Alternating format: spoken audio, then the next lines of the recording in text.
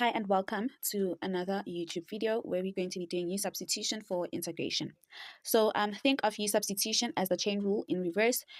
Like when deriving, you would use the chain rule, right? And I have an example for that. So for example, if you're dealing with d over dx and you have a function inside another function, you would first derive that function and then derive the inside, right? So go back to maybe the chain rule when doing differentiation, and then you might understand what I mean, right? So basically, when integrating, we use the reverse process and we replace the inside function. In this case, the inside function is g of x. We replace it with u, right? So we would use a new variable, which is u, or assign it with the u to make the integral easier, like you would with using the chain rule. You're actually making it easier. Remember, for deriving, you basically have to be using first principle, the first principles, right? But they've made things easier for us when they obviously came up with the properties of deriving. So right now, there's also properties or techniques of integrating, and we start with the U substitution to make it easier. So why do we, or when do we actually use U substitution? We use substitution when there is a function inside another function, like I basically just explained, or we use it when the derivative of the inside function is also present or differs by a constant. I'm going to explain what I mean by that. And I just have some examples for us to look at, right? So example number one would be when you have a function inside another function, like maybe 2x plus 1, and maybe let's give it to the power 5. So now this is a function inside another function. Other ways they could write something like this, You would have maybe square root of 3x minus 4. So that's actually minus 4. Obviously, I mean, they could write this in terms of that, because if you think about it, if you were to derive this, you wouldn't derive it as is. You would want to change it to 3x minus 4, 1 to the 1 over 2. And with integration, you also want to change your square roots into exponents, right? And this too is a function inside another function. Other ways of dealing with a function inside another function, if you think of sin maybe 5x, this also is is a function inside another function. If you think of deriving, you would first have to derive this sine 5x and to maybe cosine 5x, and then after that you would want to derive this 5x to a 5 basically. So that's what I mean.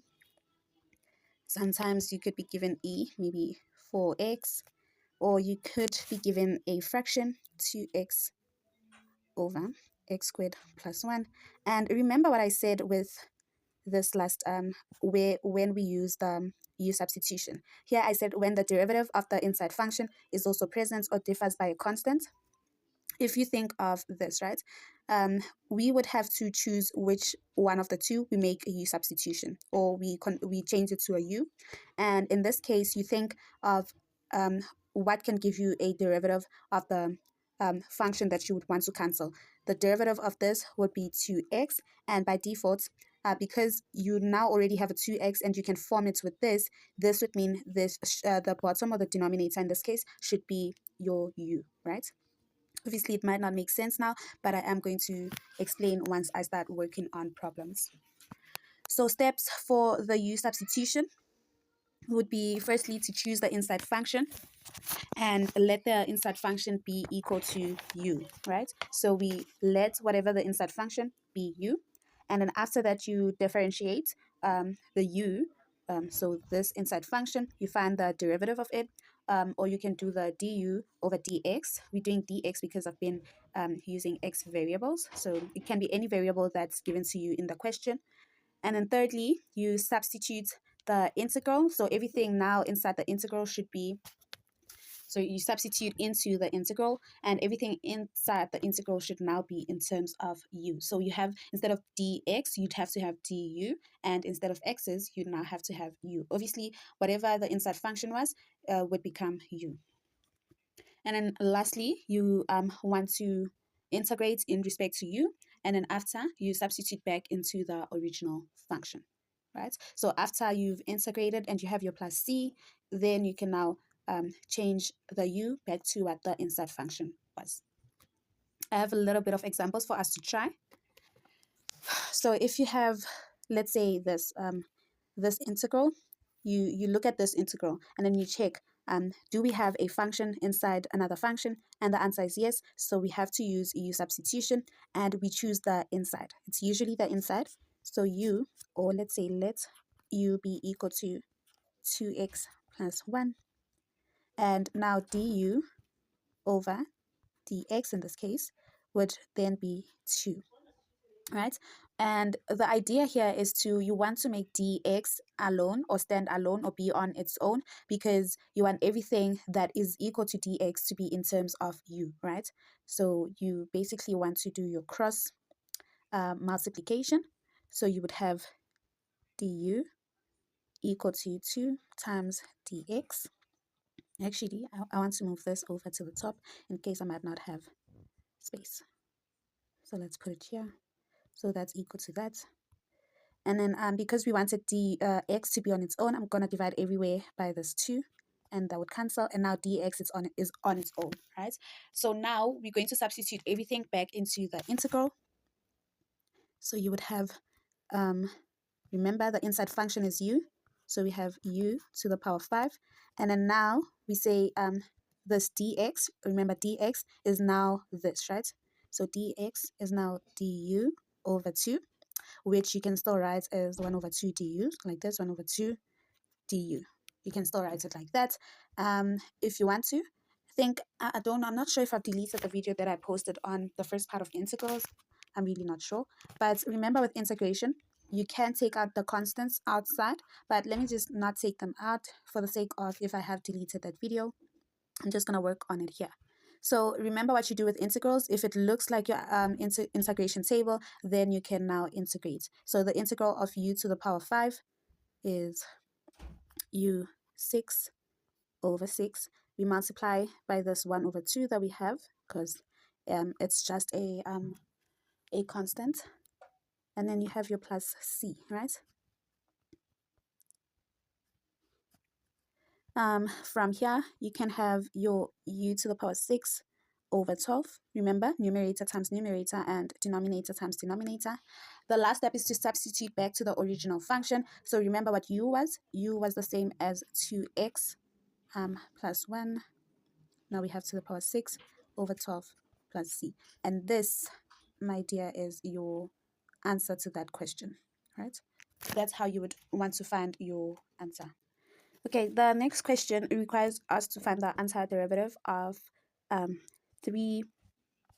So that's 3 times 3x plus 2 to the power 4. And looking at this, you have a constant, and then so this is the constant, and then you have a function inside another function, more like your chain rule. So you would want to use the u substitution. Remember, antiderivative also means integration. So find the integral of that. So let's write it in integration form. So integration form, you'd have 3 and 3x, I think it was plus 2 to the power 4. And because we're integrating here in terms of x, you would have dx, right? I think for this step, I'm just going to take 3 outside. So now I'm just going to have, just like you would with the product rule, but it only works for constants this time. So if you're multiplying a function by another function, you wouldn't want to take it outside the integral. But if you have a constant multiplied to a function, you can take it out. By function multiplied by another function, I mean if you had maybe 3x multiplied by maybe 3x plus 2 to the power 4, you wouldn't want to take this outside, all of this outside, because that's now a function. It's no longer a constant, right? So that's what I mean. And for that, you basically do your integration by parts instead of the product rule, basically. So this time you would have a 3, and then now you just have 3x plus 2 to the power 4 dx. And now that I only have this, I'm just going to let my u be equal to, so let u be equal to 3x plus 2. Now du over dx is 3. And then because I want dx to be on its own, I'm just going to multiply by the inverse. So I'm gonna multiply everything by dx.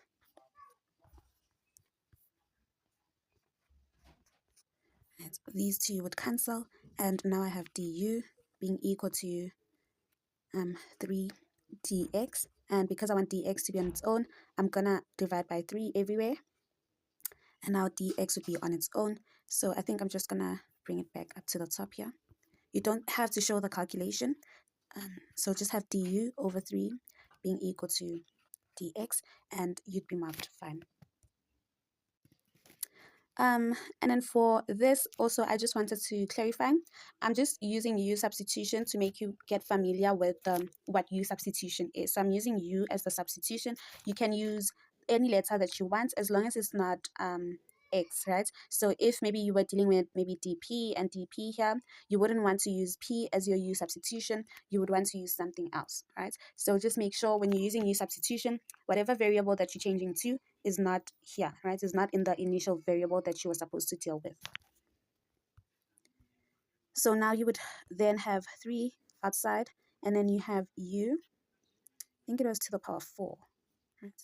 To the power 4, and then you have 1 over 3 du. If you want to, you can take a constant outside. Remember what I said. So you would have now 1 over 3 multiplied by 3, and then you would have u to the power 4 du. This would give us numerator times numerator and denominator times denominator, which is basically 1. So do your calculations correctly. And now you have 1 times u to the 5th over 5 plus c. Changing my u back, you're going to have 3x plus 2 to the power 5 over 5 plus c, right?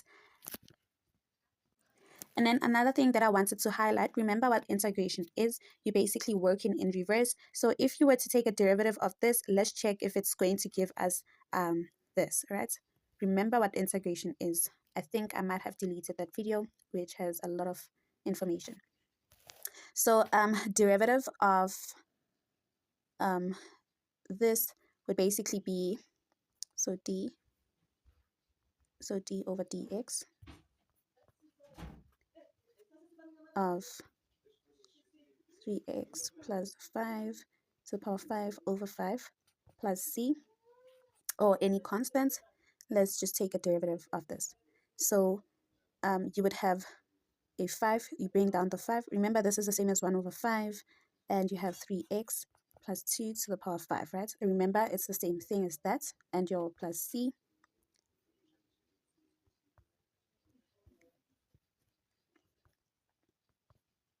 Which would be now 5 over 5. So if you take down this 5, you would have 5 over 5.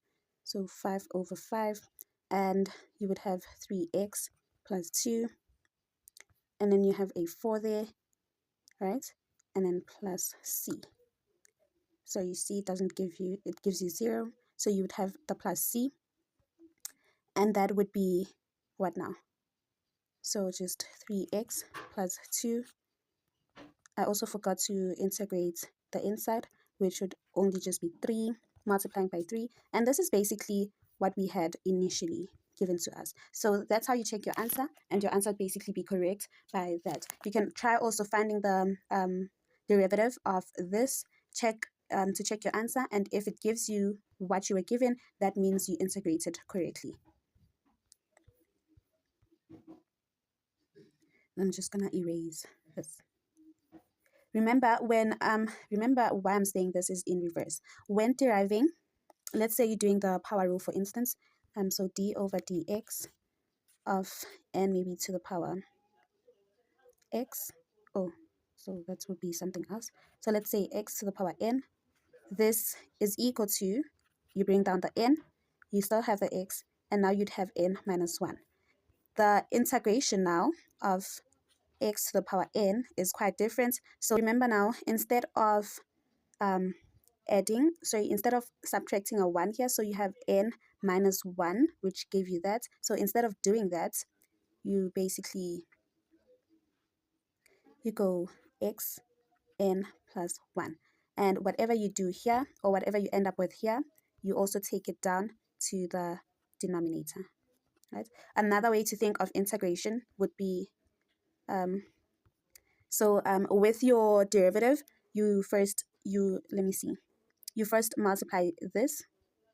So you multiply the exponent by the coefficient. So instead of doing that here you basically divide. So you do the opposite, right? So you'd go x over n. So instead of multiplying, you're going to divide.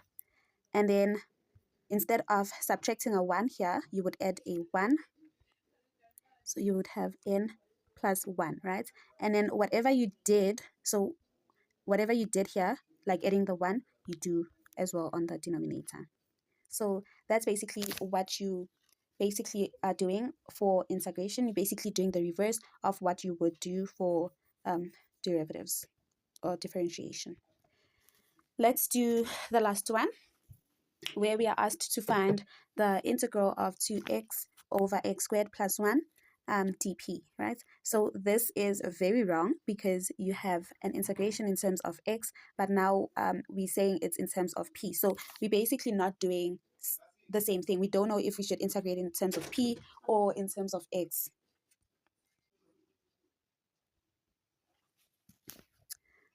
Okay, so basically for this, because we have x's, let's just change this dp. I just wanted you to see that whenever you're integrating, it's more like with the derivatives. You integrate with whatever that's you given in respect to. So the dx has to match with the x's. If you have a p here, you'd also have to have p's here. So you can't have two different variables that you're assigning, right? In this case, you would let u, so you would have u be equal to x squared plus 1, and then du would basically be the same as 2x dx. And because we want dx to be on its own, divide everything by 2x. Right? So now we can sub back. So you would have integral of, remember the u was not the 2x, u was the denominator. So you still have 2x over u, and then our du is, so you have du over 2x. And because now we would do numerator times numerator, and that, or you can think of it as these two would cancel. So now we don't have anything in terms of x, we have everything in terms of u. So let me just cancel those two. So now our integral is basically 1 over u du. Okay. And then remember your integration table. If, for instance, you have integral of 1 over u squared, you would want to take it up the u. So you'd have u negative 2 du, for example, right? So you want to do that for this one too. So this should be now u to the negative 1 e du. Okay, integrating this, you would have u negative 1 plus 1 over negative 1 plus 1 plus c. And that's u to the power 0 over 0. And oopsie, immediately when you get a 0, you know that something is off. And once we get that, you basically want to use your ln. So I just wanted to highlight that anytime you have 1 over u or whatever variable, if you have 1 over that variable and that variable is to the power 1, we basically jump to ln. So our answer, so you wouldn't even have to make it fit or solve further, right? Because you would have a denominator that is equal to 0. So what you want to do is go, this is equal to ln, and then you have the u, because we were doing it in respect to u, and plus c, right? Remember, your final answer, you substitute back, so you would have the ln, and then you were dealing with the u in this case was the x squared plus 1 plus c. So that's your integral for that basically. So you deal with ln's whenever you have 1 over a variable that's to the power 1. So let's talk about the common mistakes when doing the u substitution. Sometimes you could choose the wrong u, but you just have to remember that u is usually inside a function or can be used to eliminate another function, like we just did with this. So we used u substitution to eliminate the 2x, right, by deriving, obviously. Another common mistake would be forgetting to change du into, sorry, dx into du. So always differentiate your chosen u. Don't forget to differentiate, obviously. And then the third common mistake would be forgetting to substitute back. So your final answer should never be in terms of u. It should always be in terms of your given u, right? The u that you changed, basically. And also, don't forget to add the plus c. So the plus c should always be there as well. So whenever you see an integral, basically check if there is a function inside another function, or whether the derivative of the inside function is present. And if yes, then you can use the u substitution. So I've prepared some practice questions for you guys to try wherever you are. So these are the practice questions that you can try and post your answers in the comment section. I know there's, the cosine and sine. I'm just doing that for you to have an idea that you can always have u substitution for trig ratios as well.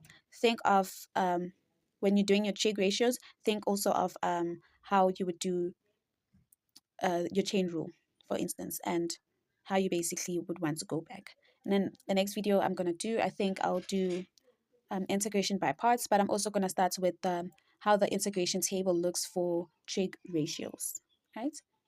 And I think from there we're just going to be fine. So stay tuned for integration by parts. And then after integration by parts, I think we might do trig integrals where, yeah, there's still a lot to do, guys, but stay tuned.